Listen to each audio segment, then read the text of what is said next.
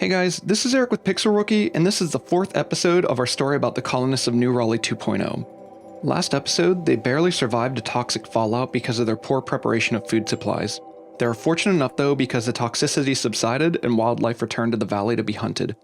They had to be better prepared for future events like this.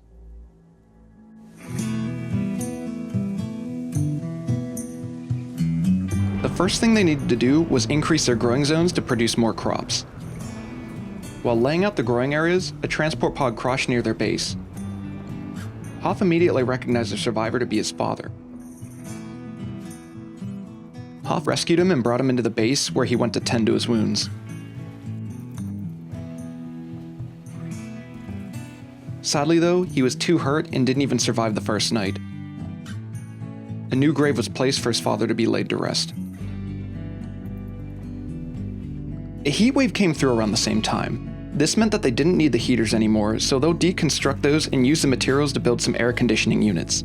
They wanted to make sure their base is climate controlled for the hot summer.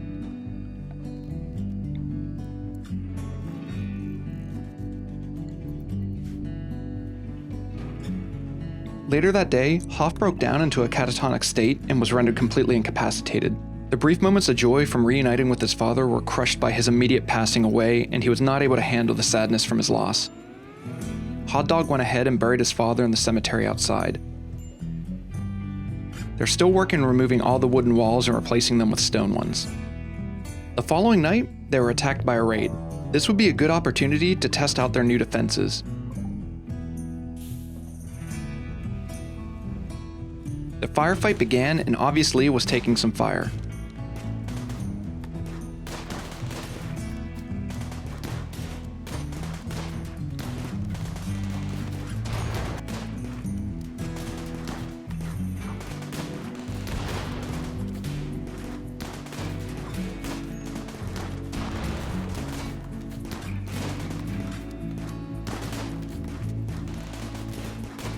He fell back for more cover, and Tao moved closer to the fight.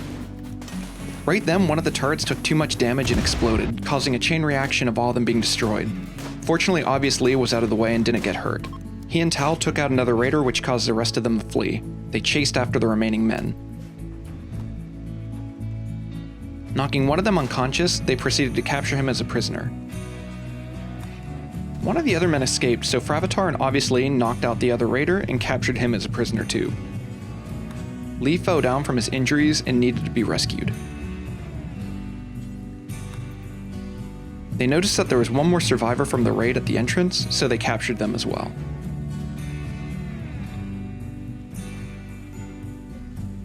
Just a few hours later, one of the prisoners succumbed to their wounds. The cost of attacking New Raleigh 2.0 was high.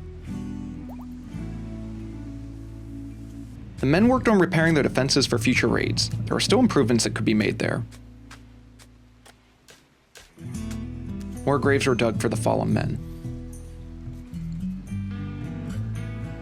Realizing that the other prisoners' fates were similar to the first, the decision was made to simply release them and let them find their own ways back home. They would show them mercy for now. Just then, a refugee reached out over the comms requesting aid. After considering if it was worth helping, they offered the refugee safety at their base. Sir came running into the valley and was immediately given a weapon. The raiders came next, so the men prepared for the attack. The defenses were not completely rebuilt, but they fought them nonetheless. All of them were equipped with melee weapons, and there were too many to fend off from afar. They closed in and began melee combat.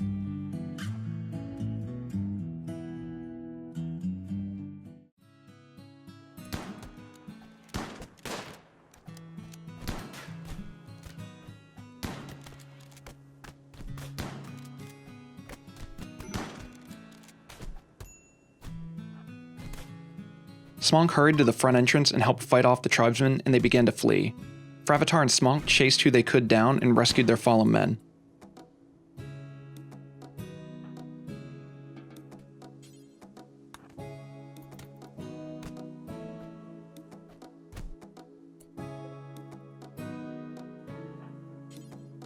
One of them tried to get up and escape. Smonk made quick work of them.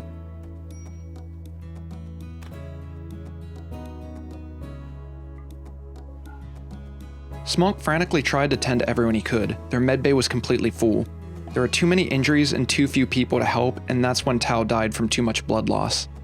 He died protecting their newest colonist, and Smonk wanted to make sure it wasn't in vain. He hurried and brought medicine to Sir and began treating him as well. During the raid, one of the released prisoners died, and the other one didn't even make it out of the front gate. But there were much more important things to worry about right now.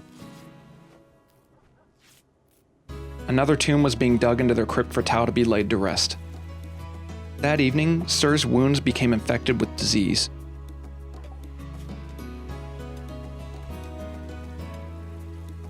On the 7th of August, Tao's sarcophagus was built and he was laid in his final resting place.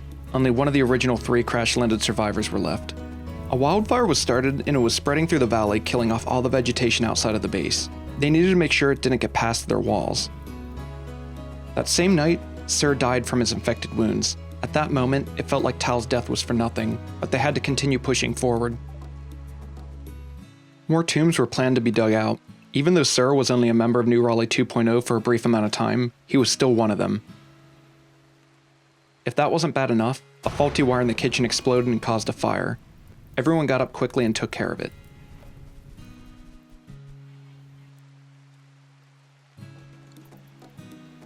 Around that same time, Hoff had another mental break from the loss of his father.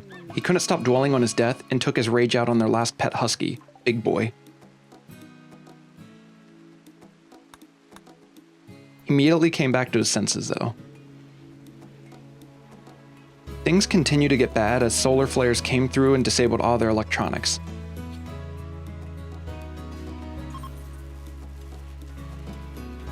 It passed soon enough though, and they were almost ready to bury Sir. Fravatar had his own mental break from all that happened in the past few days and became obsessed with corpses. It was his own morbid way of coping with all their losses. He went to the graveyard and dug up an old corpse. He proceeded to take it into the dining hall and leave it on the table. Hot Dog quickly cleaned up the area and placed the corpse back into its grave. The base felt emptier that night than it did in a long time. The following night, another transport pod crashed outside of New Raleigh 2.0's walls. Hot Dog quickly captured the survivor to tend to their wounds. At the same time, Smonk also had a mental break and went to the graveyard to dig up a rotting corpse, leaving it exactly where Fravatar placed the other one.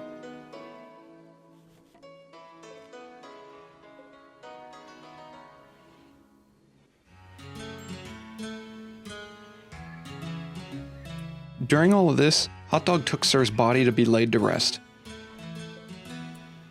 Once Smonk came back to his senses, he cleaned up the mess he made and buried the corpse where he found it.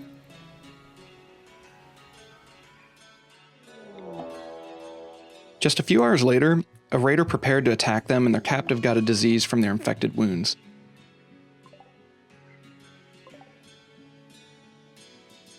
The single raider came in to attack and was immediately met with 2 shotgun blasts. It was clear that they weren't much of a threat. Hoff and Fravatar quickly moved in and dispatched them with ease.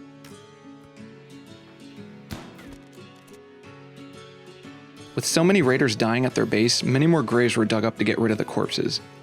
At this point, their crypt was starting to grow in size too. Their captive was in really rough shape and Hoff did what he could to treat the injuries.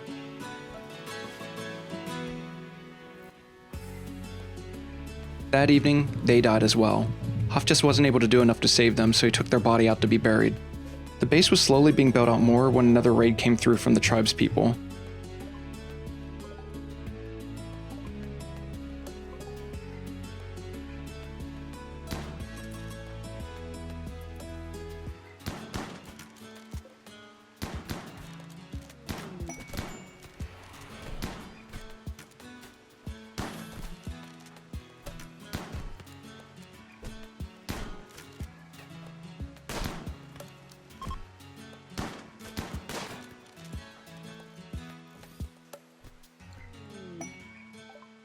The fighting ended soon enough though. The men chased down the last raider, and as they dispatched him, a cargo pod filled with cloth and food landed nearby.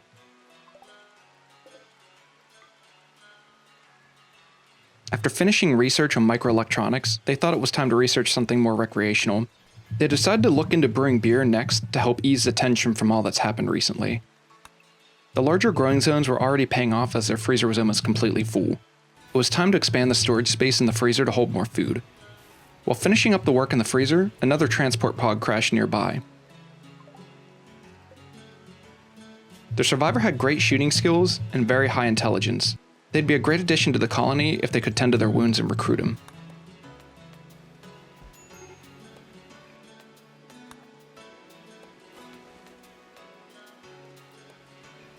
Later that day, Hoff had another mental break and went into a daze due to the loss of his father. Now that it was September, it was beginning to get cold again. It was time to rebuild the heating for the base and shut down the air conditioners.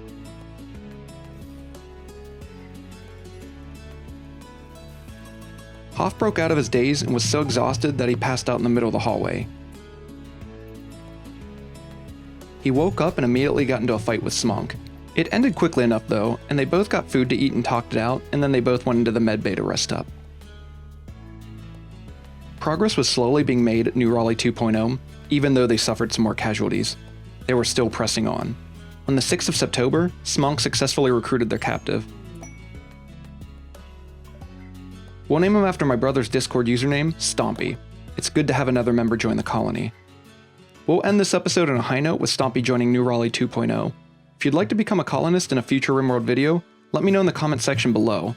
Stay tuned to see what happens next with the Pixel Rookies in New Raleigh 2.0. Until next time, have a good one.